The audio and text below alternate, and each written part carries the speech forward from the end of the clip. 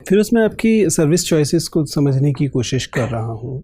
आपने लिखा कि आपको घर परिवार के साथ समय बिताना अच्छा लगता है, तो शायद ये एक वजह रही होगी जिससे कि आपने फॉरेन सर्विसेज को इतनी कम महत्व दिया है, जबकि देश की कुछ सबसे प्रतिष्ठित सेवाओं में से है।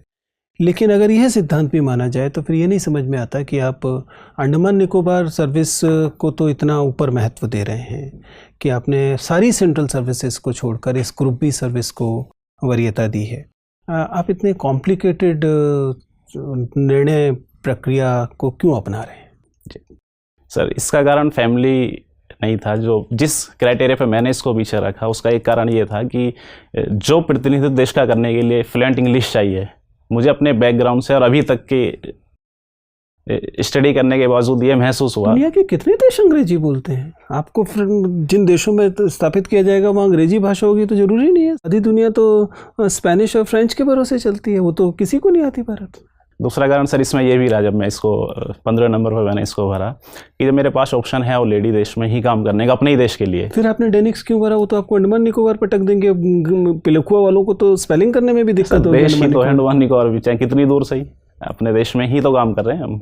तो फिर आपने ग्रुप बी सर्विस को ग्रुप ए की सर्विस से ऊपर क्यों रखा? सर कुछ सर्विस ऐसी थी जो दिल्ली में इजीली अवेलेबल थी, मैंने कुछ इसलिए सर उनको ग्रुप बी को ऊपर। नहीं, लेकिन ऐसी कई सारी सर्विसेज जिनमें अधिकतर समय आपको दिल्ली में रहना होगा, उन्हें आपने नीचे रखा है।